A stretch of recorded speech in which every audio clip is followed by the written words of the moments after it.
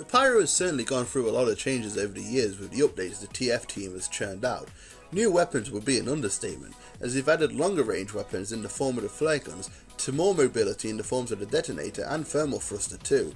Even the new form of primary in the Dragon's Fury as a fireball shooter rather than a typical flamethrower. Add melees into the mix and we have a water-based neon annihilator, the maneuverability enhancing power jack, the combo potential of the extinguisher and plenty more. They even changed the way the primary weapons work in general from the ways the particles work to enhancing the usefulness overall by adding an incentive for targeting medics and extinguishing players by rewarding them a handy 20 health per extinguish. Whilst those are all great and useful for the Pyro to have, arguably his most useful ability came in the very first Pyro update we received, and an ability that really not many Pyros utilise all that well from my experience.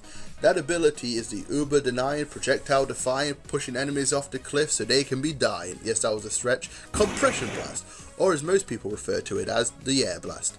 Released on June 19th, 2008, Team Fortress 2 received its second ever major update, the Pyro update.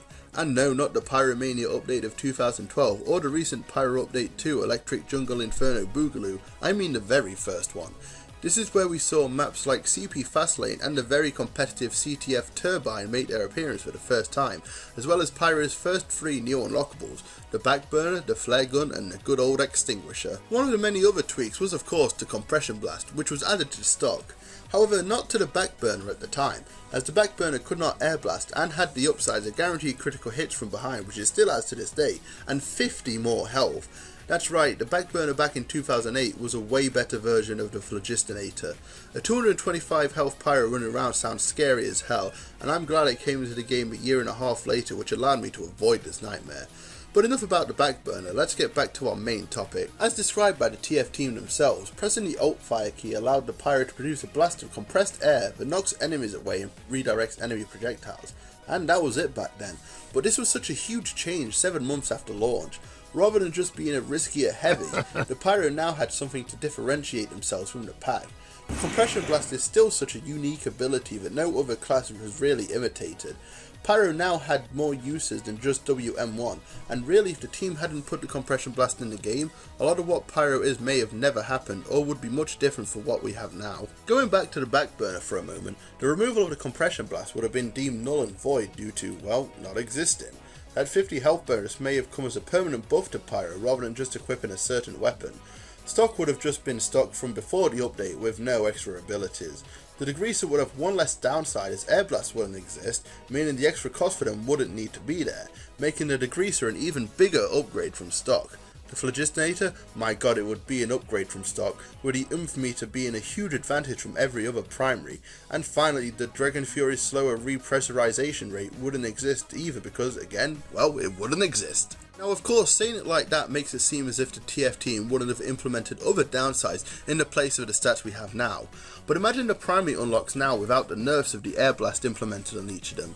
When you look at it, every primary apart from the stock has some sort of downside related to the Compression Blast, which really shows how powerful and useful of an ability the Air Blast truly is to the Pyro's overall usefulness. Now of course the Flamethrowers earn more abilities down the line, with extinguishing teammates earning the Pyro a nifty 20 health and reducing medics healing and shield resist by 20%.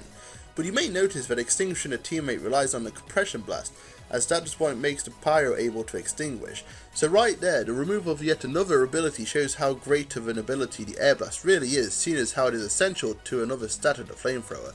In fact, the Compression Blast wasn't even able to extinguish teammates until a patch on May 21st, 2009, almost a year after it was implemented. I don't really need to tell you how to push enemies away. I mean, all you do is get close enough and air blast them. This of course could be used for many things, such as uber denying by pushing the medic and their partner away from the battle, or pushing the medic away from his partner so that he can't uber his partner, leaving him open for attacks from your teammates. You can also push enemies off cliffs or into death pits depending on the map you're playing on. Two obvious examples are the cliff near the third point on Upward and the sawmills on, well, Sawmill. Air blasting them off or into these insta-kill areas is a good method of getting rid of enemies who aren't aware enough to prevent themselves from their doom. The second major use is of course deflected projectiles. This includes all of the following projectiles: rockets from soldiers, sentry rockets, energy blasts and even Monoculus's eyeballs, grenades, cannonballs and sticky bombs from demo men, baseballs, ornaments, cleavers and mad milk from scouts, Girardi and huntsman arrows from sniper, energy orbs and repair claws from engineer, healing bolts from medics, and even flares, the gas passer canister and fireballs from pyros. That's a lot of things to shoot right back at them, and the best thing is, they will return to the enemy as mini crits, doing more damage to them than it would do to you. And if it was shot as a full-on crit, it would still go back to them as a full-on crit, as well as if a pyro is under the effects of Kritzkrieg's Ubercharge. It should be noted, however, the Reicher's Bison and Pomson 6000 Blast cannot be reflected, so best to deal with enemies using those in another way. There are plenty of other uses that I haven't mentioned, such as rendering a Demo Man's charge useless when used at the right time, and even reflecting enemies' Crusader crossbow bolts to a teammate to heal them. Plenty of options are given to a pyro with a compression blast at their disposal, and honestly, it's great to see the plethora of ways to deal with enemies rather than the old and boring WM1 tactic. Seriously, if we hadn't been given a compression blast, really that would be the only tactic pyro would have, and we wouldn't have many of the supportive roles we have available now at all. Truly, in my honest opinion, the compression blast, aka the air blast, is quite literally the most important update the pyro ever received, and it's clearly shown by how much of the game is affected by this one ability. What do you all think of this? Do you think the air blast is as important as I make it out to be, or is it really not that useful at all? I mean, I wouldn't blame you, considering from my experience I hardly really see many pyros use the air blast at all, rendering all the options it gives pointless. Though again, I do think it has opened plenty of new attack and defense options since its implementation. Let me know down below, and that about does it for this one. So as always, this has been your Fem Pyro enthusiast BonOakley signing out. See you guys in the next one. Hey! Oh god! Oh god! We died!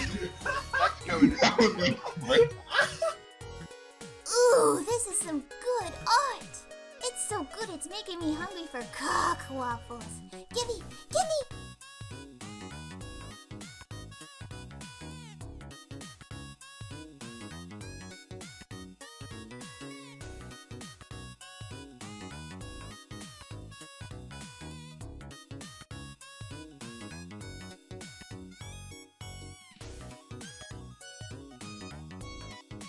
Hey there, person! Check out these things above me! They seem pretty good. Anyway, I'm gonna go swim. Bye!